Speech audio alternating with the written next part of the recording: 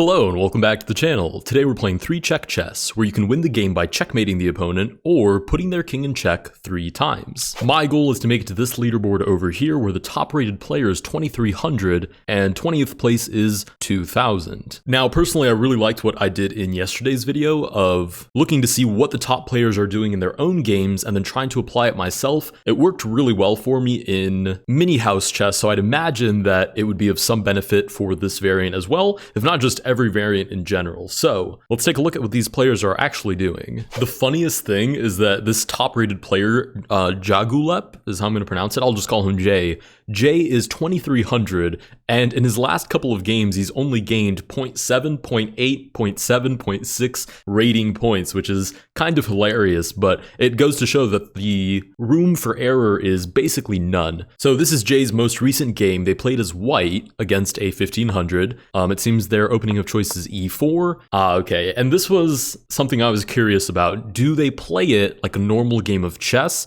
with the caveat that you could lose to 3 checks, or do you right away go for the 3-check kill? I mean, I can imagine a couple of different ways one might pursue that. So they start with queen to h5, 1 check, 2 checks, and then 3 checks. I mean, I guess it's also possible they took into account they're playing a 1500 rated player, so they're probably new, they don't understand the meta of sacrificing pieces. I'm no expert, but even I'm familiar with those sorts of ideas in this variant. So I'm gonna see if I can find a game where he played against somebody a little bit higher rated. Okay, I can't deny I've been scrolling for a hot second now, and at least in the 3-2 time control of 3-check, they seem to have played with 14 to 1600 rated players for at least the last 40-50 games. I'm trying to see if they ever got paired against somebody higher rated than that. It's interesting because Jay only gains about a point, if not even less sometimes, of rating playing these lower rated players, but it's almost a guaranteed win. Okay, this is really interesting. For the life of me, I can't find a game where they've played against somebody that isn't brand new to the game. Okay, this is kind of weird. I don't know what rabbit hole I'm going down, but I think I'm just going to choose somebody else to look up. How about 3rd place, Mayonnaise? Wonderful name, so surely they play wonderful chess as well. Wonderful name, so I'm enthused to see how they play. So Mayonnaise, let's look them up. There we go, this is what I was looking for. So Mayonnaise's last 7 or 8 games were all against 18 to 1900, actually that 1900 is almost 2000, rated players. This is what I was looking for, cool. So Mayonnaise, what do you play as? Oh, Mayonnaise is a national master. Oh, that's kind of funny. All right, Mayonnaise also plays e4, but plays it more normally. Right, so this is what I was looking for. I was a little confused why the other player literally only played against 1500s. It may have just been unlucky pairing, but it doesn't give us real insight on how to play the variant against other higher rated opponents. Oh, that's a kind of interesting little setup. e5. I guess this is specific to e6 because obviously if black plays e5, it's no longer possible. Oh, and I've just realized I'm looking at this from the perspective of Golden Pig. So let me switch the board for a moment. Now we're looking at it from the perspective of Mayonnaise. So they do take, maybe the meta is queen to h5 with the white pieces. Queen goes back. That's check number 1, so they officially dive in to lose a piece. Mayonnaise takes it. Knight takes on h7. Oh, wow, because they see a counterattack, so I suppose it's check, and then the knight can come in. So I'm seeing 2 things. I'm seeing the queens coming out very early, and I'm seeing the knights becoming centralized very quickly as well. 2, oh, and then the bishop comes in, so it's not only a knight check, but also a bishop check. Interesting, so this just from this first game alone, queen came out early, knights came out early. How quickly can you draw your opponent's king out into the battlefield? Okay, so I like this game. That was very instructive already. Let's choose a different opponent. This is the almost 2000 rated opponent that Mayonnaise was playing against. Let's go ahead and go to the top. Mayo also played with the black pieces for this one. So we have the knights coming out early as well. Same sort of pawn structures, development sort of situation. You can see that developing the light squared bishop is not of as much importance, probably because the king starts on a dark square. And then the inverse for white. White wants to develop their light squared bishop because black's king is on a light square. So if any tactics are involved, it's probably going to be with that color bishop. Interesting. This is all pretty normal. We can see Mayo now centralizing the knight again. which does get traded off. There is a check, but it's almost surely a one-off check. There doesn't seem to be a follow-up to that. It's unclear where white is going to put their king at the moment. We get knight to g4 by Mayo, and Mayo's doing a good job of leveraging that extra piece, because obviously having a check over Mayo is a good thing for CL, but for the rest of the game, CL will have one less piece to work with as well. We see that queen to f2 tactic shine through again. Queen takes back, and then what, the bishop sacks? No, d4. Oh, wow, that's such a crazy tactic. I understand why they're a national master now. Yeah, d4 is actually a fork. Now, traditionally, this is more of a breakthrough in normal chess, but in this variant, this is a fork because you're threatening check against the king, and you're threatening to take the knight. CL, having already lost a check to queen takes f2, decides to give up the knight instead, and Mayo remains up a piece. Another interesting idea. If you draw the bishop out, you get rook to d2. King comes up, you get check, and then, I think Mayo could have just won here with a pawn check, but oh goodness, I've made a move on the board myself. That is not what I meant to do. Rook d6, and then rook g6 wins the game. Okay, interesting. So we've seen two with the black pieces so far. The meta seems to be develop the same colored bishop as the opponent's king, knights to the center, bring out the queens early. Very, very sharp eye for tactics, because checks are the equivalent of, losing a piece or possibly even worse. And the last thing I want to do is watch Mayo play a game with the white pieces. So Mayo also plays e4. This one ended extremely quickly. We get e4. Oh, and bringing out the queen is, in fact, the idea with the white pieces. Oh, I see, because you have, I was going to say because you have bishop c4, but Mayo now has to give one last check. Oh, but it's guaranteed. That's so crazy. That's so insane. Okay, because the king has to stay on a dark square, f8 is the only safe square, right? If the king ever moves, well, I guess there's only one light square, but this applies to all light squares as well. If the king ever moves to a light square, the bishop can give check and end the game. So black has to stay on a dark square. What's the issue with staying on a dark square? There's only one that the king can move to right now, which is f8. Now, I suppose black could have made room for the king to move somewhere else, maybe even g7 perhaps, but even that I don't think saves the game, right? So the actual player games here played h6, we get knight h4, and there's no way to stop check on the king, and then we get the resignation. But had they played something like, I don't know, bishop to h6 to clear the way for the king, you still have like knight to d4, and I think it's unstoppable, right? Because even if you do play king to g7, knight e6 hits both of those squares. Now, I don't think the mate itself was completely unstoppable. Maybe like e6 here would have stopped it, I guess. Yeah, I don't think Mayo had a forcing variation after this. I mean, obviously they could play something like b3 and look for the sneaky final check. Black could block it, they could continue, but I don't think it's forcing per se anymore. Okay, so I think with that we have enough to actually dive into a game ourselves. We've seen so far that, again, developing the same colored bishop as the enemy king's square, bringing the knights to the middle, developing the queens early, and being very, very, very careful. I mean,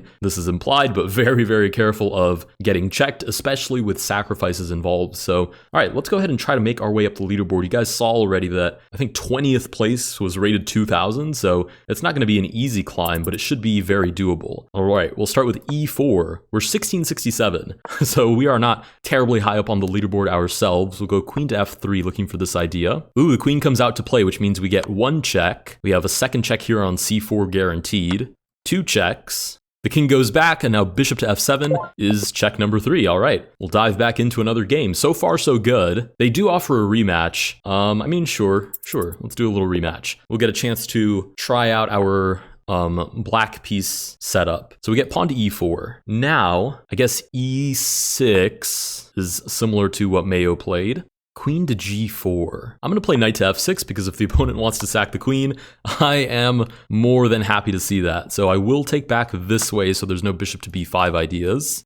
Bishop comes to b5 anyways. I'll go knight to c6. Again, I'm looking for tricky ways to develop my pieces. Bishop c5 looks convincing, and now I guess I can just castle out of the way as well, right? Seems safe enough. I can push my king into the corner. If we get something like bishop c4, we get knight g5 instead. Now, there has to be some sort of theme here, but the problem is the rook can take back. So instead, I think I'm just going to play knight to g4, threatens the knight with my queen, and now there's definitely bishop to f2 ideas because I can always take back with the knight or even just with the rook. Okay, pawn to d4, defends the knight with the bishop and threatens our bishop in return. I think I can just take with the bishop and I should be totally safe here.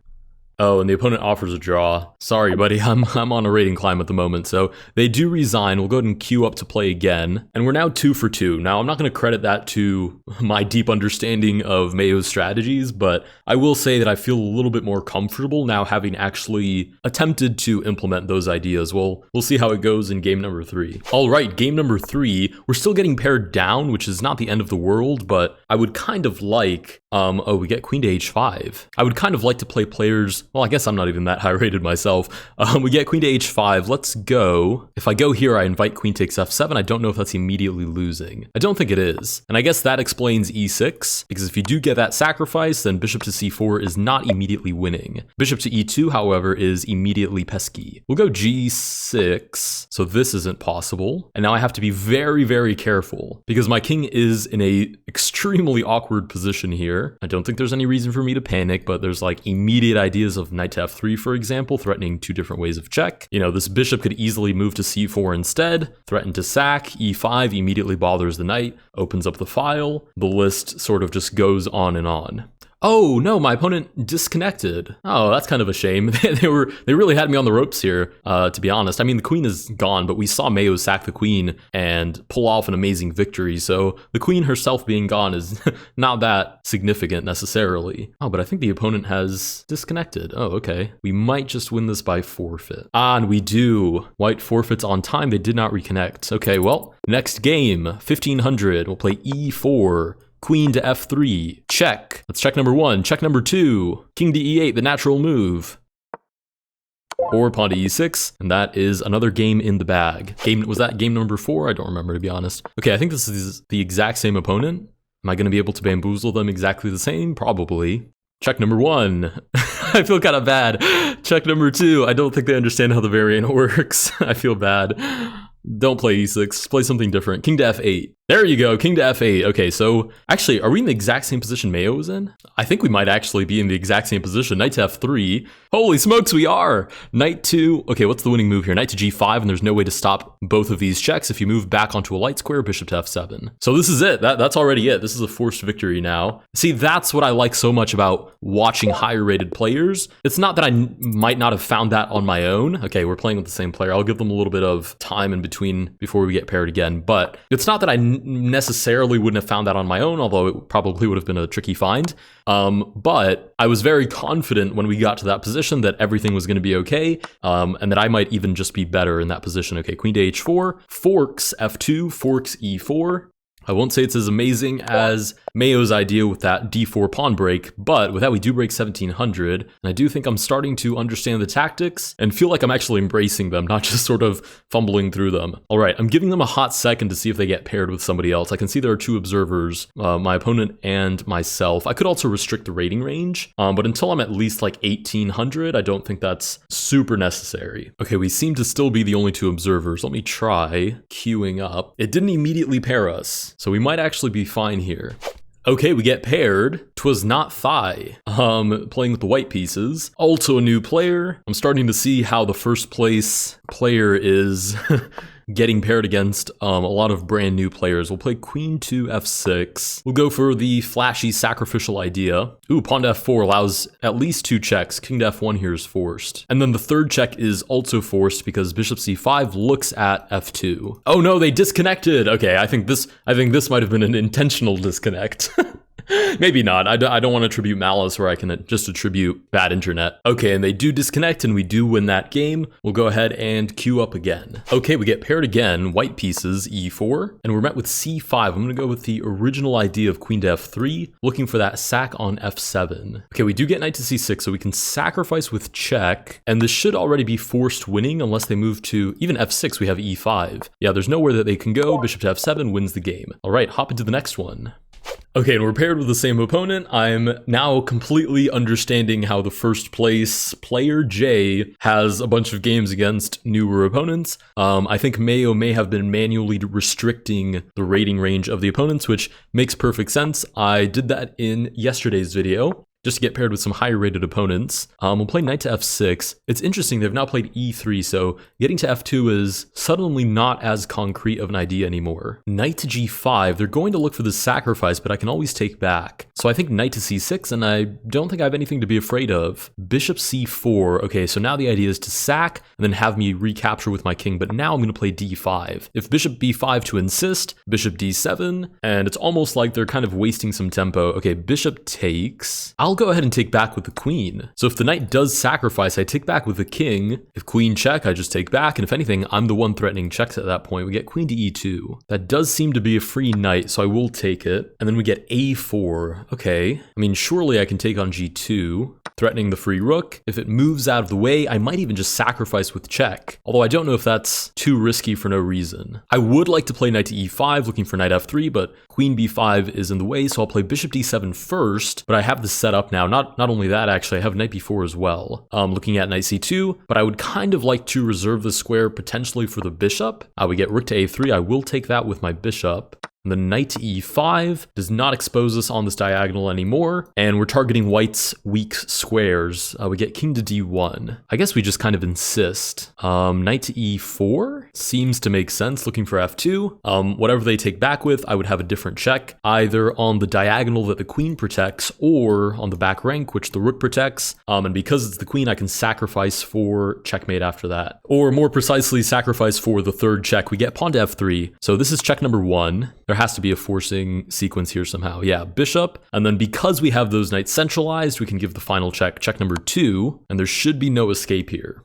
Right, and then check number 3 wins us the game, and once again, those knights come in at the last second to deliver that third check. It's very nice to have those knights in the middle of the board. We get pawn to d3. I'll insist with my original idea, not to mention now this is made available. I like their name, Jim Bob. That's a good name. Unfortunately, I do think it's Jim Bob's first time playing this because they're 1500 flat with a question mark. So we'll see what Jim Bob makes of this. Okay, they're down to almost 2 minutes now, so they're having a deep think about it. I will admit, the first time you play this, it's kind of difficult to string together exactly what the meta could be. Obviously, I feel like we have like insider information or something. Obviously, that's over-exaggerating the... Okay, we win that game as well. Over-exaggerating the power of our research, but not by much though. I really do think it's very beneficial. But as a new player, it's kind of hard to figure that out by yourself just on a whim. We get Old Root who plays e3. We'll meet them with e6. Queen to f3. I will block that with the knight. Again, we're still sort of just applying the same old concepts. Develop the knights, make it possible to develop the same colored square bishop as the starting square for the opponent. We get knight to b5. I mean, this would lose us a check, but I don't think I need to be that concerned about it. Like, what if I just play bishop b4? Right, they can sacrifice for the check, and I will win a knight. I'm threatening a check of my own. I'm more developed than they are, and pretty much my only concern is that I'm down a check. So obviously, 2 more checks and I'm toast. But I don't think there's any way for them to force their way through, especially with how ahead we are on development. So we'll sack the bishop back. Whoa, king comes out to play, check. Should win the game because we can sack the queen on the next turn no matter what. Last check wins us the game. All right, we're now rated 1723. We still have quite a way to go. I said I was going to do it at 1800, but I might just at like 1750 or so.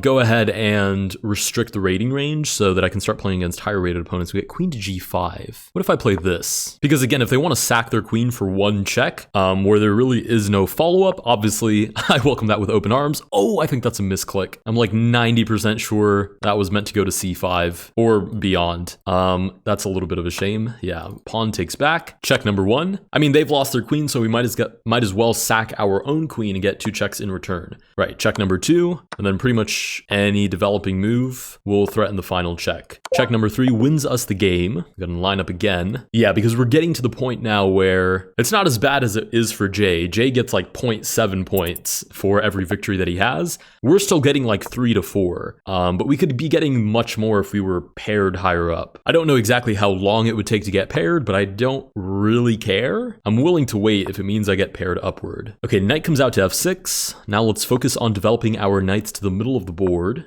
Ooh, bishop c5? I mean, I can always take back with the queen, so it's not like 2 checks back to back. So we do take back. We're now down to check. But the other thing is, and I know it should just be part of the game, which it is, but when you play down, I mean, eventually you'll make a mistake and it can cost you a lot of rating. I mean, I've played even opponents before, or very close to even opponents, and lost almost 20 points of rating just because my rating is new. We get knight to c6. Let's go bishop b5, because I do think I have cause for concern about this knight potentially centralizing in the future. So I will take.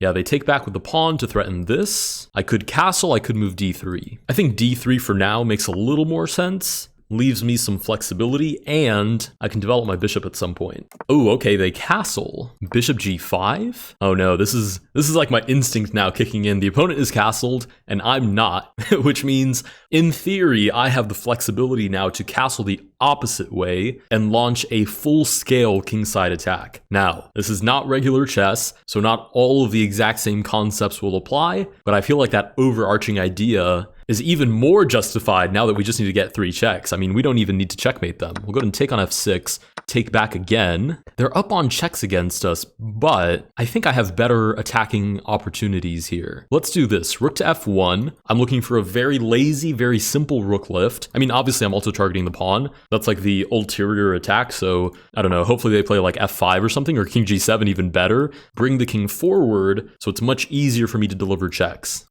Okay, the king moves out of the way. Now, I could pick up this free check here on g5 and just lose the knight, but I don't think that's necessary yet, so I'm going to castle out of the way. We do get pawn to f5. Let's double up the rooks. The pawn can't really go anywhere because we have rook takes f7. And now I have check number 1, check number 2 on the h-file, and then check number 3 by sacrificing the rook. I just realized I had that right after f5. Okay, and we do get the resignation to win 4 points of rating. As you can see, we're still gaining rating points, but not super quickly. Oh, this is perfect. 1600 rated opponent. As long as I don't lose, this is perfect. We can potentially get some good rating here. We'll go knight to f6. We are met with e5 right away. I think I might just sacrifice the knight. I'm going to play knight to c6, sacrifice the knight, and just look to get ahead on development. We get queen to f4. Ooh, the opponent is not interested in accepting that sacrifice. I mean, now I have knight b4 though, right? That looks really interesting. It's defended by the bishop. Knight looks to go to c2. The king does move out of the way, sure. Let's continue with d6. Oh no, I've cut this off. Oh, I got tunnel. Oh, and they have check with the bishop. Oh, the least I can do now is defend like this. Oh, I totally forgot that you're not supposed to allow their same colored bishop to put you in check. Oh goodness, we're fighting a very uphill battle now, but I still think we have a chance. Queen shuffles over. Oh, we have no chance because this is a fork. Very, very well played by the opponent. I can't do anything about queen takes e6. Oh, and I lose 13 points of rating. I will offer them a rematch though. Okay, they do accept. So this is our redemption arc. 13 points, to be frank, is a small price to pay for a rather important lesson. Knight to f6, let's threaten this. Ooh, bishop c5, so check number 1. Ah, the king shuffles out of the way. How interesting. Okay, develop the knight. If they do sacrifice, we can always take with the queen. We can also take with the knight. We get knight c6 now. They are centralizing their knights, which is what we've learned you're supposed to do. I'm going to take a moment to castle out of the way. And my idea is like queen over, target the bishop. Knight d4 looks for knight to e2. I walked right into that one as well. Okay, but I have queen 2. Oh no, queen d3 doesn't work because I still have to take it. I mean, I still have to take it, quote unquote, but I win a knight. Yeah, check. Like I said, I have to take it. They can put me in a second check, which is not ideal, but again, I do think I have better attacking chances than the opponent. So I can take here with the rook. There's a check here on a3 that if the opponent's not careful about, right, they find it right away.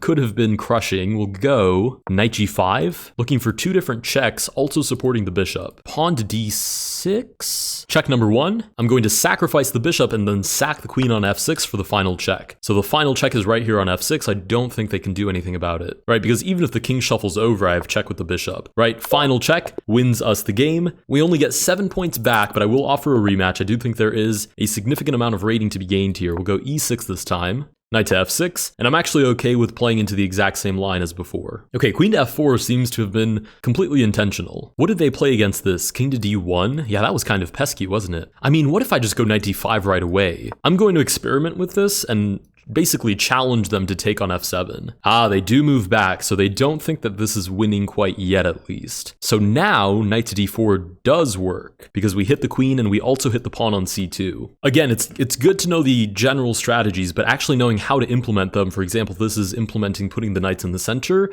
is crucial if you're actually going to make anything of them. We have queen to d3 now. We could sacrifice for the first check. We could go like queen to h4, defend the knight, target f2, and I think that looks way better, so we'll go queen to h4 right away. So the pressure is off us. They're not threatening queen takes f7 anymore. Yeah, g3 instead. Now the question is, do you sack the queen right away for attacking chances? I mean, I have 2 minutes. I have time to calculate this. Oh, how's this? Check number 1. If the queen takes back, knight b4. If they take, then I have check number 2, and no matter where the king moves, I have check number 3 or check number 3 winning the game. And I think this is already a forcing win because obviously if they move the king out of the way, then we have the second check with the queen, and the third and final check is just sacrificing the queen wherever need be.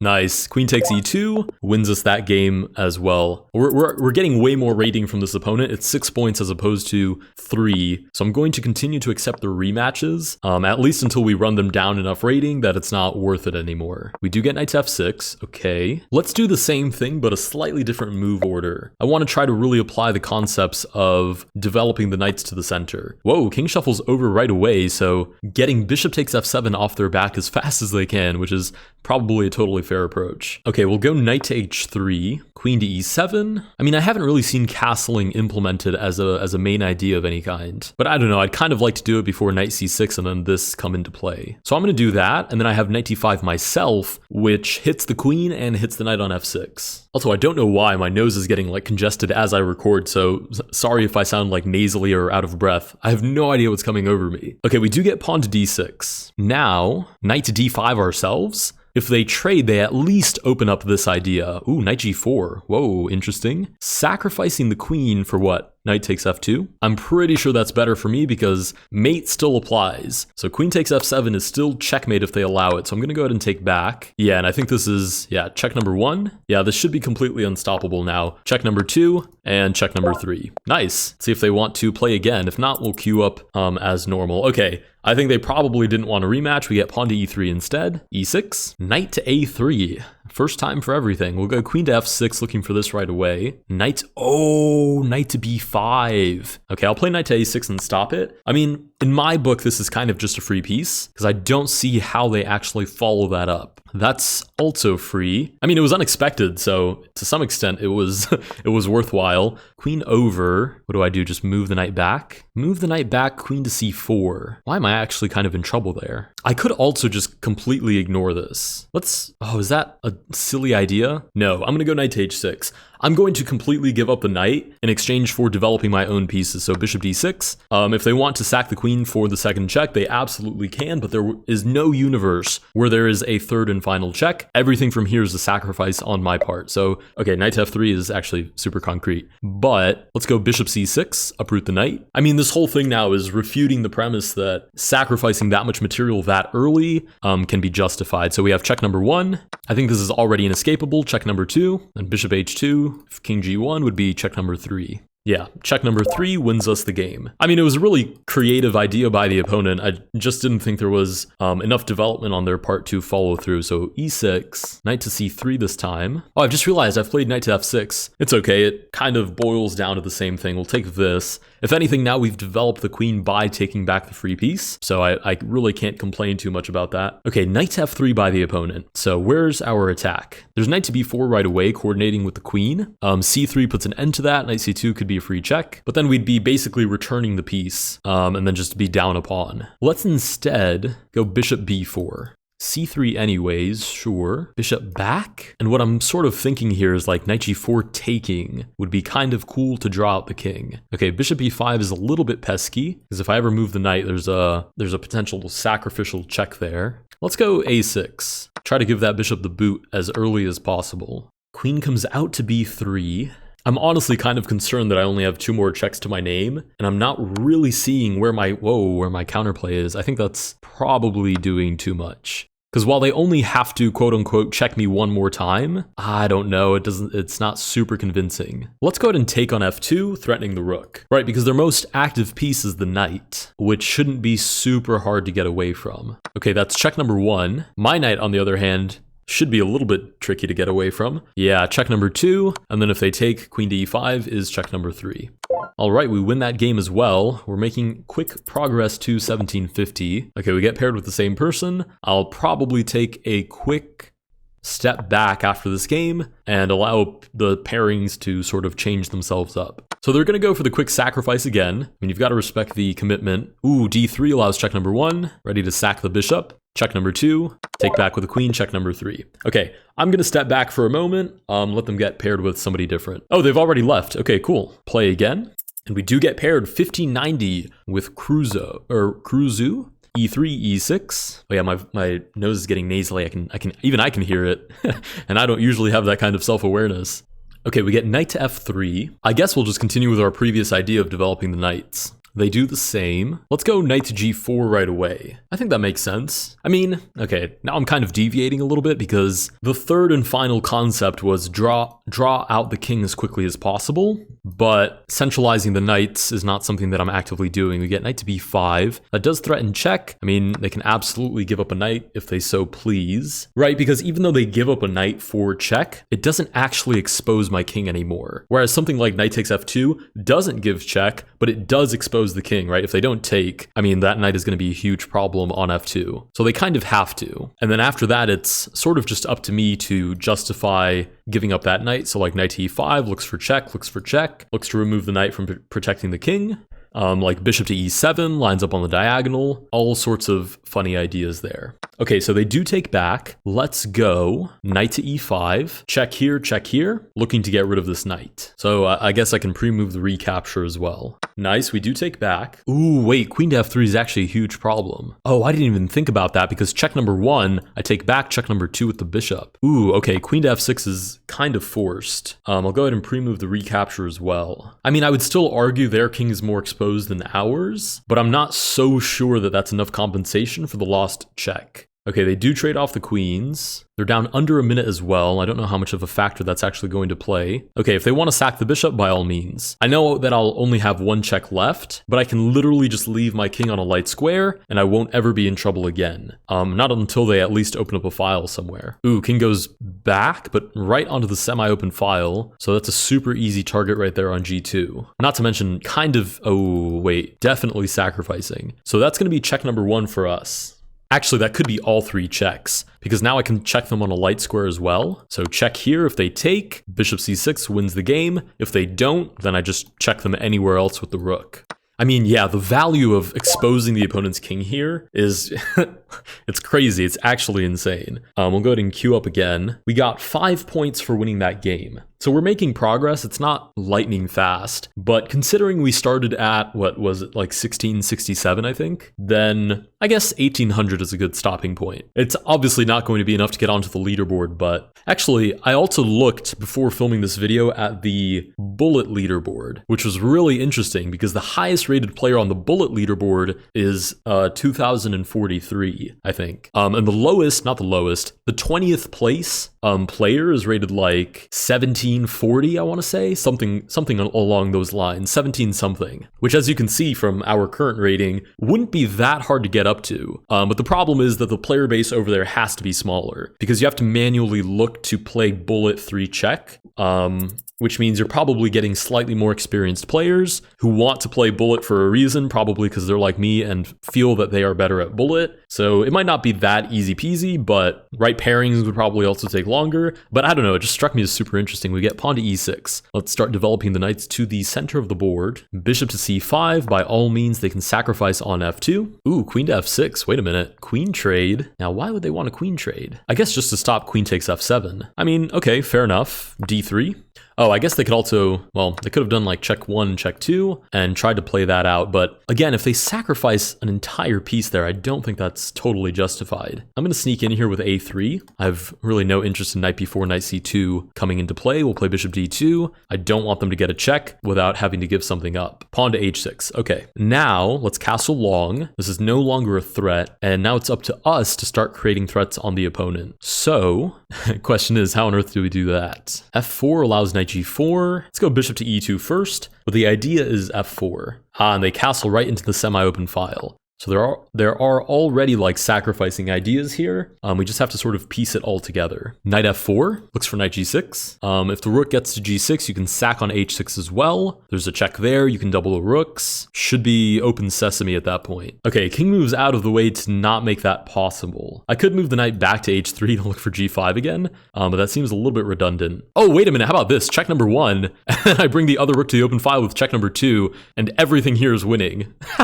That's so crazy. You literally just have to keep your eyes peeled, and then check number 3 wins us the game, 1758. I'm getting like super nasally. I'm so sorry. Pawn to e4. Queen to f3 looks for f7. Whoa, check number 1. I'm ready to sack the queen. Oh, they don't let me. King to e7.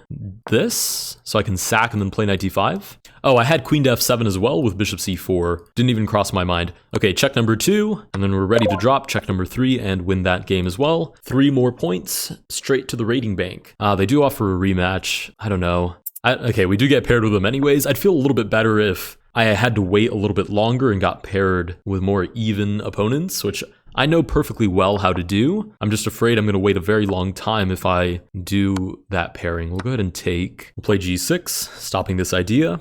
I mean, they've clearly already very quickly gotten the hang of what they're supposed to be looking for. No way they disconnected. Come back, please. Okay, I think I'm going to try a couple of games where I set the rating range to having the opponent to be at least 1600. And hopefully that will be enough to take us to 1800 with like 5 or 6 more games.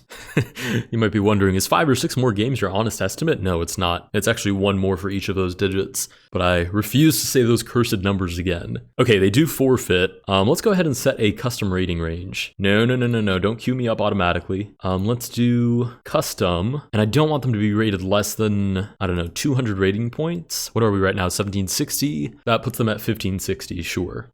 Oh, we get paired right away. Whoa! Wait, that was like magic. Not to mention he's the exact same, or rather they are the exact same rating that I am. 1765 on the nose. And we have the exact same opening idea. Hello, twin. All I had to do was set a custom rating range. That was like magic. Okay, knight c6. A3 tells me that they're concerned about knight b4.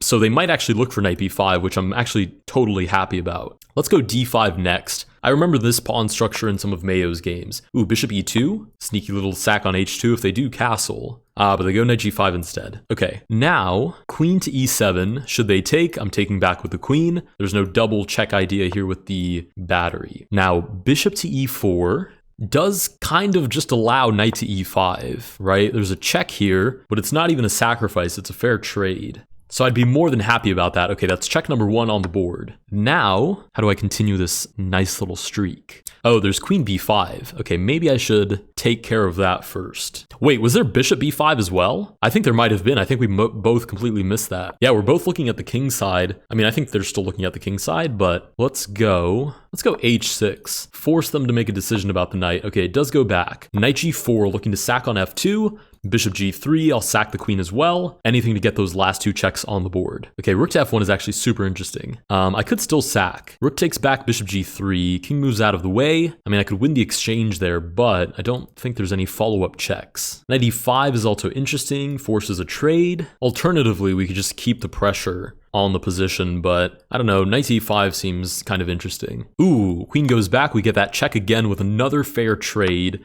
Now, it literally doesn't matter how I get that last check. I just have to get it on the board. I mean, obviously they have this, but ooh, queen takes f2. Sacrifices 9 points of rating. That is what I am talking about. More of these opponents, please. Oh, we get paired with them again. We get the black pieces again, I guess. Maybe because we won that last game.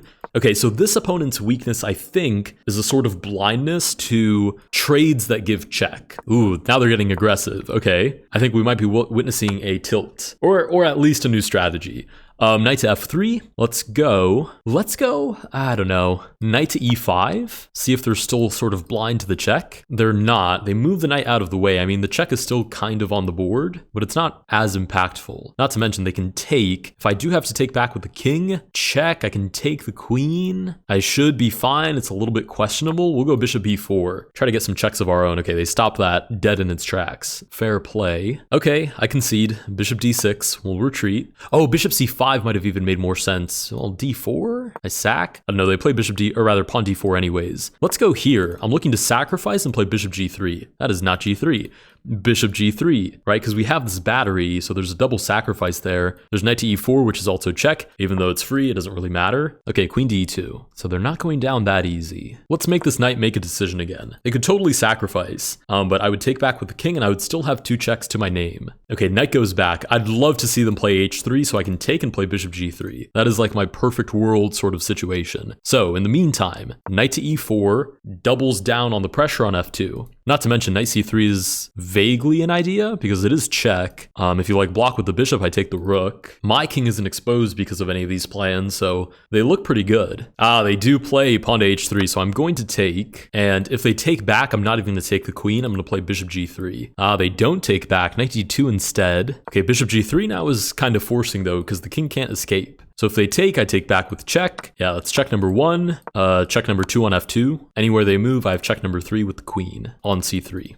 Oh, I was literally just going to say they could just sack the queen too. Okay, I'll take back, but it should be really hard for them to fend off that final check. Okay, I'm castling out of the way. I have no reason to play any of these games. Queen comes in, there's check here, there's check here, there's check everywhere. Now it's unstoppable, I'm pretty sure. Nice, and we do get the resignation for 8 more rating points. That's what I'm talking about. That would have been 3 games, almost 3 games, had we still been playing, 1500s. Not to mention, I feel like now we actually get to sort of flex our 3-check muscles. Okay, we finally get the white pieces, which means we get to be the aggressors now. What if I just play this right away? I mean, it blocks in my bishop, which I don't think is technically sound, but it still looks really interesting. Oh, so I can just take? Wait a minute, let's go here first. And then I have like this, takes, check, check, check here, all sorts of checks just everywhere. That has to be better for me somehow. Oh, knight to e5, I did not see that idea. Queen to h4. Oh, I see. Oh, that's so bad because now they can take with check. I take back. Bishop check. I have to move the king. I've been uprooted. I've been bamboozled. Oh, I might have to overcommit here with the check just to buy myself a tempo. Oh, that's really bad actually. I don't know. We're going to commit to queen to h5. I think we might already be toast though. We'll see. I'm going to do my best to make something good of this, but yeah, it's really not looking good. We'll take. There's check here now, right? I can't block with anything because they can just take with another check. So I have to move the king out of the way. D1, I can only imagine is the best way to do that. And now I have to capitalize on whatever it was that I was trying to assemble over here, and I need to do so very quickly. Ooh, they castle. Okay, that's not a good sign for us. Wait, I can take though, and that opens up the king. They don't even take back. Yeah, they definitely understand the mission. Okay, what if I go queen here? Threatens mate in 1 move. I mean, mate is still a very real possibility. If they go g6, queen to e5. Okay, queen to f6 does defend. Okay, this will be check number 1. A very brazen sacrifice. We're going to try to set up check number 2 and maybe 3 with the knight. If that's not possible, we'll just try to open up some files and get an attack going. The king moves back. G4. Everything I play here has an enormous asterisk or question mark next to it because it's all a little bit dubious looking. Okay, e5. I don't care, I just take because I'm looking for check number 1. Nice, and then we sack the rook for check number 2, winning us the game. Okay, 1790 by the skin of our teeth. Definitely could have played that a little bit better. We'll try to do better this time. I think it's because I just played t3 too early. You're probably supposed to play knight c3 first. That is one thing I didn't really pay attention to in Mayo's games, is the move order. So I'll have to be a little more careful about remembering what actually works and what doesn't. They're probably going to walk me into the same thing. We'll see. No, knight to f6. Okay, we're playing something different. Knight to c6. Okay, bishop b5. Actually, that's another thing. I've been developing the bishop, and Mayo didn't actually develop any bishops. For the most part, anyways, from what I saw, it was about centralizing the knights, exactly how the opponent is doing right now. So I should maybe pay attention to that as well. Let's go here. If they do want to sack already for a check, in my book, that's just a free piece. Okay, the knight goes back. Queen goes back as well. Okay, we do get c6, so they're getting rid of our bishop. Yeah, and that's the other thing. The bishops can then get targeted, and suddenly it's all very loosey-goosey. Let's do this, looking for e5. You've got to be kidding me, and I've walked right into a check. Okay, not much I can do about that. So queen to f4, bite the bullet, they got us with check. Yeah, knight to h5. Queen back. Yeah, the problem is I'm not even developed enough to go for sacks. Knight goes back. Okay, let's actually focus on developing this time. Like knight g5, e5, any of those ideas are good. Okay, bishop c5 threatens the king right away. I'm feeling bold, so let's castle. If they want to give check by sacking the bishop, they can. I'm gonna try to make the argument that I'm so ahead in development that I don't need to be afraid. Okay, now we're definitely moving the king out of the way. Oh, knight g4, is that a huge problem? Probably. Actually, wait, knight g4 is free. Okay, the other thing is I'm blind as a bat now. Bishop goes back to e7. What do we do here? Knight g5, looking to sacrifice and expose the king a little bit. Now, e5, looking for knight to e4. Maybe knight takes h7 first, but no, that opens up this. Okay, knight does come to d5. What if I move this way? That way I don't have to give up the knight for the bishop. Right, they take, we're gonna take back with the, I could take back with this pawn, develops this bishop, pawn to d5. Okay, so we at least get one check. Go ahead and pre-move the recapture, which, I mean, in theory kind of sets up two checks, but that will almost certainly be stopped. Question is by who? Ooh, check number 2, check number 3 with the queen. Wins us the game. Okay, we've pulled another one out from under the rug. We need one more victory under our belt, and we will be rated over 1800, and I think that would be a decent stopping point for this episode. We get pawn to e3, pawn to e6. We've been down this road before. Knight to f3, knight to f6, knight to e5. They're getting aggressive. Knight to c6, bishop to e2, knight takes knight. I'm pretty sure there's no follow-up there. c6 blocks the bishop. Bishop goes back. I don't develop my bishops. I've been doing that time and time again. Hasn't gotten me anywhere. Knight to e4. Drawing out the king is the third concept. So we'll go for that instead, right? Knights towards the middle, queen comes out early, draw out the king. That's all that we need to be focused on. So we'll sack on f2. Whoa, they don't even take. I could take. I could also get 2 checks. So check number 1, they take. Check number 2, they take. Check number 3 wins the game. Wow, look at that. When I actually follow the concepts that the higher players do, suddenly I win. Who could have seen this coming? Anyways, with that, we do cross 1800. That still puts us a ways away from the actual leaderboard, but I'm much happier with how yesterday's episode and today's episode have gone. Like I said, I've been doing this now for 10 months in total. So the notion of being an explorer, I sort of need to retire, and I want to be a little more of an investigator, a little bit more of a scientist, go in, figure out exactly what the higher rated players are doing, and try to do that myself. If you guys did enjoy this video, please consider liking and subscribing. Let me know down below what other variants I should revisit with this same sort of approach, and I will see you guys in the next one.